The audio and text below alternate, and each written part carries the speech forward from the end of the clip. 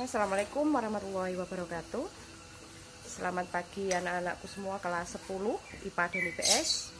Hari ini kita akan mulai pembelajaran kita yang dengan materi baru, yaitu masih di trigonometri tapi subbab baru, yaitu aturan sinus dan aturan kosinus.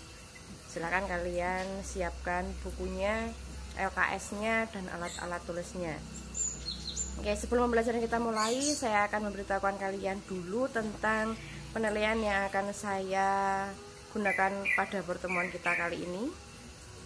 Penilaian kita yang pertama, saya tidak akan menyuruh kalian untuk mengumpulkan tugas, tidak untuk mengumpulkan tugas seperti biasanya, tidak. Tapi kalian cukup menyimak video pembelajaran ini. Yang pertama itu. Yang kedua, penilaiannya nanti akan saya kasihkan untuk tetap kalian, nanti saya kasih tugas, kalian mengerjakan. Lah nanti 5 orang pertama yang mengumpulkan tugas ke saya, itu yang akan saya kasih nilai. 5 orang pertama. Jadi kalau sudah ada 5 orang, yang lainnya tidak akan saya terima. Jadi tidak usah mengumpulkan tugas, intinya begitu. Yang dapat nilai ya yang sudah mengumpulkan tugas itu penilaian yang pertama. Terus yang kedua yang saya nilai lagi itu adalah timbal balik dari kalian. Timbal balik dari kalian itu yang saya nilai. Jadi misalnya saya menjelaskan, ternyata kalian masih ada yang bingung atau belum jelas, kalian bisa tanya. Itu berarti kalian menyimak pembelajaran. Terus misalnya lagi, setelah kalian mengerjakan tugas, misalnya kok ternyata kalian ada kesulitan, silahkan kalian konsultasikan ke saya. Berarti saya dapat nilai, bisa kasih kalian nilai plus, karena kalian benar-benar mengikuti pembelajaran dan berusaha untuk belajar dan mengerjakan tugasnya. Oke, saya rasa cukup sekian. Silahkan kalian tadi siapkan buku, alat tulis, LKS, dan HP kalian. Oke, kita mulai pembelajarannya. Kalian buka aturan sinus dan kosinus halaman 57. Kita mulai dari aturan sinus dulu. Nah, aturan sinus dan kosinus ini itu dipakai untuk mencari besarnya sudut, kemudian panjang sisi untuk segitiga selain segitiga siku-siku. Tuh. Nah, sekarang kalian sudah menyiapkan alat tulisnya toh. Sekarang bisa kalian sambil dicatat.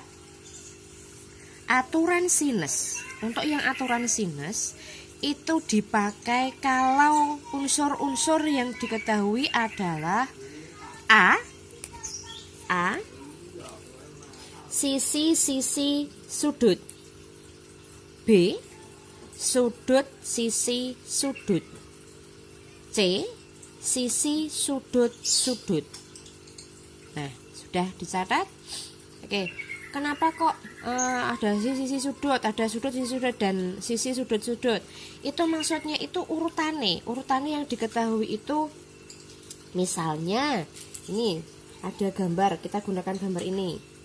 Tadi ada sisi-sisi sudut, berarti yang diketahui itu nanti sisi ini, dan sudut ini. Misalnya lagi, kalau sisinya ini, salah satunya sisinya ini, berarti sisi ini, dan sudut ini. Itu yang diketahui. Kemudian, kalau sudut, sisi sudut, ya berarti misalnya sudutnya yang kita pakai sudut B ini, maka sisinya harus sisi BC. Sudutnya lagi salah satunya adalah sudut C. Jadi ini sudut, sisi, sudut. Kemudian yang ketiga, sisi sudut-sudut. Misalnya yang diketahui adalah sisi AB, berarti sudutnya nanti harus sudut B sama sudut C, karena sisi, sudut, sudut. Jadi urut. Oke, itu untuk aturan sinus. Sekarang kita pakai rumusnya saja. Kalian buka LKS kalian lihat halaman 59. Untuk rumus aturan siku-siku, nanti yang kita pakai itu ini, yang di kotak ini. A per sin sudut A sama dengan B per sin sudut B sama dengan C per sin sudut C. Di situ ada 3 pembagian. Ada A per sin sudut A, ada B per sin sudut B, ada C per sin sudut C. Tapi nanti kita penggunaan rumus ini tidak kita gunakan ketiga-tiganya sekaligus, tidak. Tapi kita gunakan dua-dua. Misalnya A sama B, atau mungkin A sama C, atau B sama C, tergantung nanti yang diketahui segitiganya seperti apa.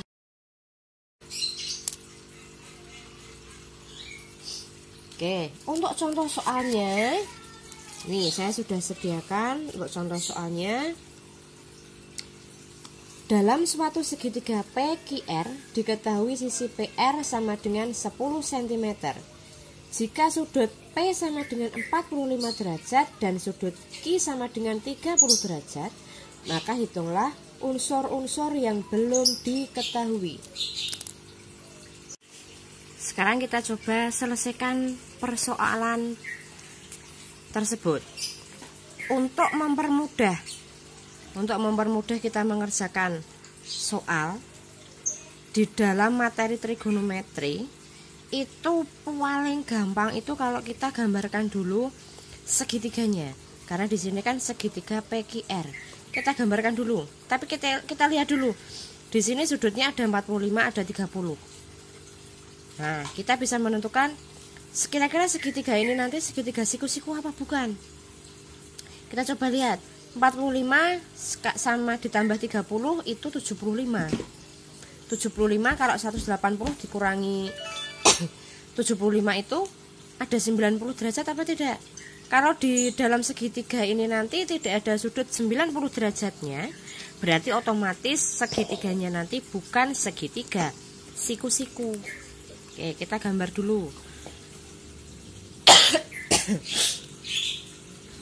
Kita buat sembarang segitiga lah, segitiganya angger. Oke, segitiganya jenenge P R. Terus kita tuliskan dulu yang diketahui. Sisi PR itu 10 cm. Kemudian sudut P 45 derajat. Kemudian sudut Q ini 30 derajat. Nah, sekarang kalau sudah kita tuliskan, sudah kita gambarkan seperti ini, kalian bisa lihat ternyata yang diketahui itu adalah sisi, sudut. Kalau sisi, sudut, oh, berarti nanti kita harus mengerjakannya menggunakan aturan sinus. Oke, sekarang kita kembali lagi. Kita kembali lagi ke rumus. Oke, di sini kita menggunakan A, B sama C karena segitiga ini itu namanya segitiga A, B, C. Makanya kita di rumus ini menggunakan A, B, C. Sedangkan kalau di contoh soal tadi, contoh soal ini segitiganya namanya PQR. Jadi nanti ABC-nya tadi kita ubah menjadi P, Q sama R. A kecil, di sini A kecil itu mewakili panjang sisi. A kecil itu adalah panjang sisi yang berada di hadapan sudut A. Kemudian B kecil itu adalah panjang sisi yang berada di hadapan sudut B. Kemudian panjang sisi C itu adalah sudut yang berada di hadapan sudut C. Nah, sekarang kalau ini soal ini tadi, kira-kira kita menggunakan apa ini? Sisi. Kita lihat sisi. Sisi yang sudah diketahui itu sisi apa? Ternyata ada sisi PR. Sisi PR ini kalau kita menggunakan P kecil, Q kecil, R kecil, berarti namanya sisi apa? Bukan PR, tapi sisi apa? Sisi ini itu ada di hadapan sudut apa? Oh, ternyata ada di hadapan sudut Q. Berarti nanti PR iku podo karo panjang sisi Q kecil per sin sudut Q besar. Sama dengan kita gunakan apa lagi? Kok ternyata panjang sisinya sudah tidak ada yang lain lagi? Kalau sudah tidak ada yang lain, kita lihat sudutnya. Selain sudut Q, apakah masih ada sudut lain yang sudah diketahui? Oh, ternyata ada sudut P. Berarti di sini nanti per sin sudut P. Lah, atasnya ini apa? Atasnya itu ya berarti menyesuaikan. Depannya sudut P itu berarti sisi opo jenenge? Depannya sudut P ya jenenge sisi P kecil. Sisi P kecil itu berarti letaknya di mana? Letaknya ada di QR. Oke, kita gunakan rumus Q per sin sudut Q sama dengan P per sin sudut P. Setelah itu kita masukkan angkanya. Q 10 per sin sudut Q. Sudut Q-nya adalah 30 derajat sama dengan P per sin sudut P. Sudut P-nya adalah 45 derajat. Nah, sekarang tinggal kita ganti 10 per sin 30 itu berapa? Sin 30 adalah 1/2. P per sin 45 berapa? 1/2 akar 2. Tinggal kita hitung. Menghitungnya bagaimana? Dikalikan silang. 10 dikalikan 10 kali setengah akar 2 sama dengan P kali setengah. Iki dicoret-coret bisa. Ini tinggal 5. Berarti iki 5 akar 2 sama dengan setengah P. Maka P sama dengan 5 akar 2 dibagi setengah. Berapa itu 5 akar 2 dibagi setengah? Cara ngitung kepiye? Cara ngitung yang 5 akar 2 pembaginya dijadikan kali, setengahnya diwalik jadi 2/1 sama dengan P.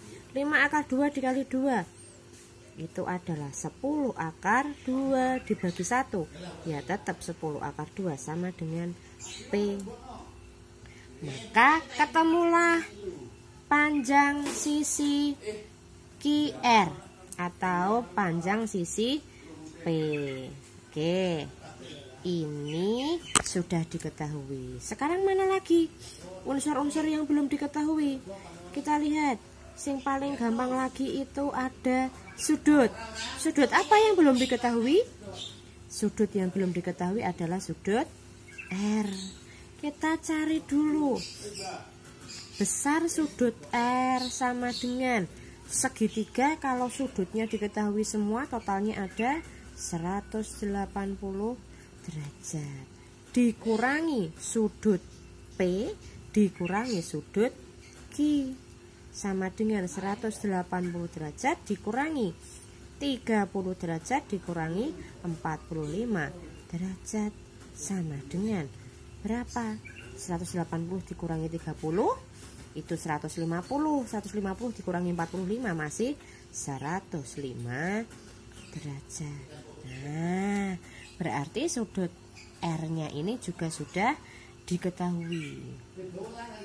Sekarang unsur mana lagi yang belum diketahui? Kita lihat, PR sudah, QR sudah, sudut R, sudut P, sudut Q sudah. Tinggal satu lagi ternyata yang belum, yaitu panjang PQ. Nah, kita tentukan dulu. PQ, panjang PQ itu podo karo panjang sisi R kecil. Nah, kita kembali menggunakan aturan sinus. Nah, kita cari yo R kecil per sin. Sinnya apa? Mestinya sin sudut R besar. Sama dengan. Terus yang lainnya lagi, kita gunakan sudut sing mudah. Kita pakai Ki aja. Ki per sin sudut Ki sama dengan R. R-nya berapa? R-nya itu adalah, dicari, per sin sudut R. Sin sudut R itu berarti 105 derajat sama dengan Ki. Ki-nya tadi berapa? Ki-nya adalah 10 per sin sudut Ki 45 derajat. Oke, kita lanjutkan di sini. R per sin 105.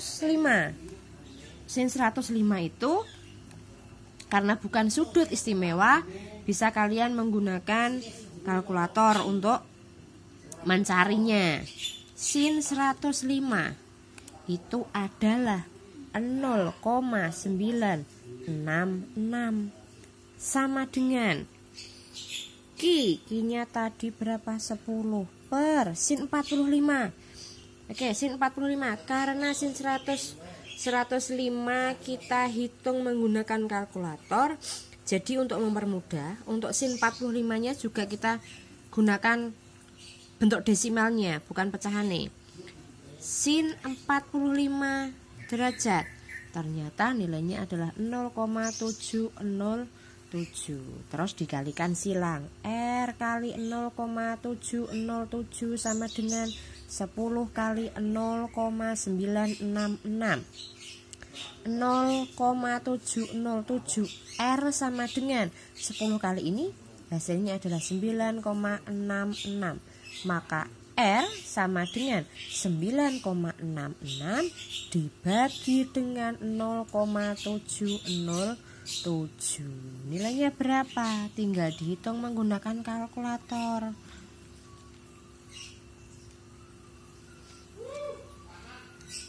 Nah, nilainya ternyata 13,66 cm. Oke. Nah, sekarang PQ-nya sudah ketemu. Jadi sudah ketemu semua unsur-unsur yang belum diketahuinya. Kita lanjut untuk aturan kosinus. Kalian buka LKS-nya halaman 60. Aturan kosinus. Kalian siap-siap untuk mencatat. Aturan kosinus itu digunakan jika diketahui panjang dua buah sisi dan sebuah sudut yang diapit oleh sisi tersebut. Itu yang pertama. Yang kedua, aturan kosinus itu digunakan kalau yang diketahui adalah panjang ketiga sisinya. Oke.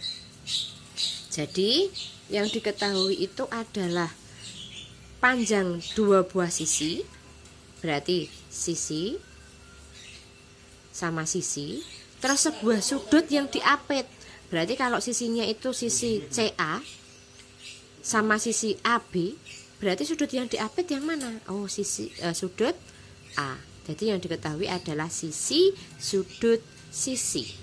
Sama yang satunya lagi adalah kalau diketahuinya ketiga sisinya, berarti sisi, sisi, sisi, tanpa ada sudut yang diketahui. Itu kita menggunakan aturan kosinus. Untuk rumus aturan kosinus kalian bisa lihat di halaman 61. Oke, ini A kuadrat sama dengan B kuadrat plus C kuadrat min 2BC cos sudut A. Jadi kalau di sini sisi A, maka cosnya nanti yang digunakan juga sudutnya sudut A. Terus sisi yang ada di sini selain A, dan seterusnya. Nanti bisa kalian pelajari sendiri. Untuk contoh soalnya, sekarang kita langsung ke contoh soal. Saya sudah menyiapkan contoh soalnya. Oke, ini dia. Pada segitiga ABC diketahui sudut A sama dengan 50 derajat, sisi B 12 cm dan sisi C 14 cm. Tentukan panjang sisi A. Kita gambar dulu segitiganya supaya nanti kelihatan yang diketahui apa. Segitiganya jenenge A, B, sama C. Yang diketahui si sudut A berarti ini 50 derajat. Terus sisi B berarti sisi yang berada di hadapan sudut B, berarti ini 12. Sama sisi C itu berarti sisi yang berada di hadapan sudut C. Oh, berarti ini 14. Nah, kelihatan di sini kalau yang diketahui adalah sisi, sudut, sisi. Sisinya 2 dan satu sudut yang diapit oleh 2 sisi tersebut. Oke, sekarang tinggal kita hitung menggunakan rumus aturan kosinus. Rumus aturan kosinus. Yang dipakai apa? Oh, di sini ternyata ada sudut A. Nah, tapi sisi A-nya belum ada. A. Berarti kita gunakan A kuadrat sama dengan B kuadrat plus C kuadrat dikurangi 2BC dikalikan cos sudut A. Oke. Nanti yang dicari apa? Oh, panjang sisi A kan? Ini yang dicari, tentukan panjang sisi A. Nah, makanya kita gunakan di sini A.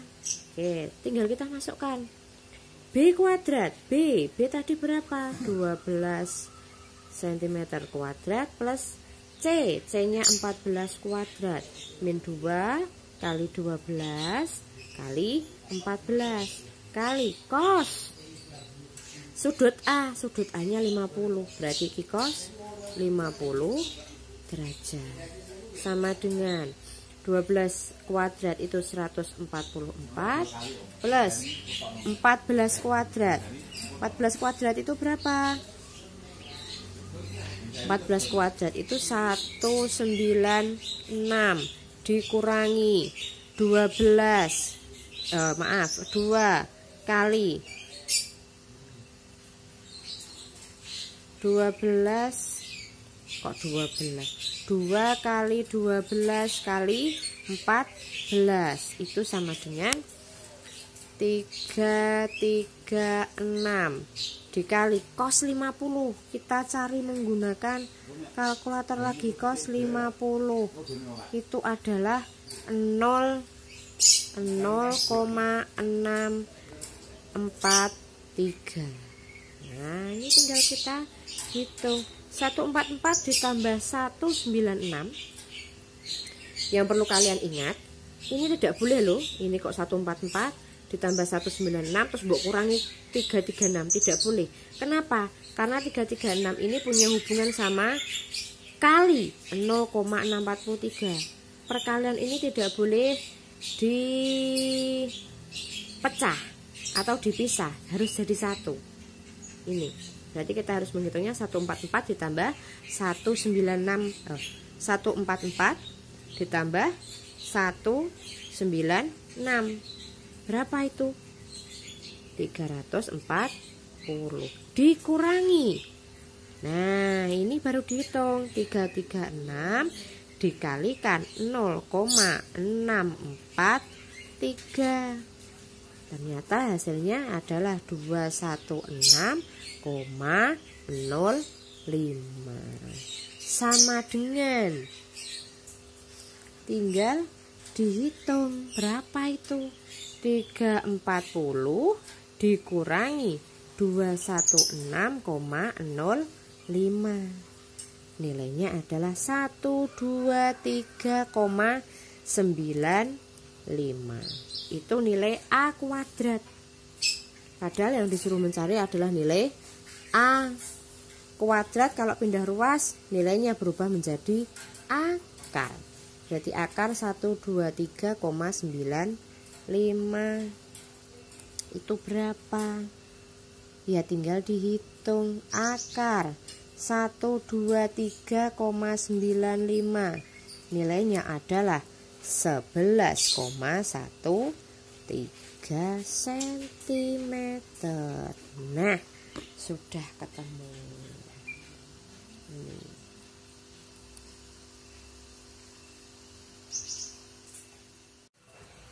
Nah, anak-anakku semua, pembelajaran hari ini telah usai. Silahkan kalian mulai mengerjakan latihan soalnya, bisa di LKS itu. Silahkan kalian kerjakan sesuai dengan materi yang kita bahas hari ini. Selamat belajar, selamat mencoba mengerjakan tugas, dan jangan lupa tetap jaga kebersihan, jaga kesehatan.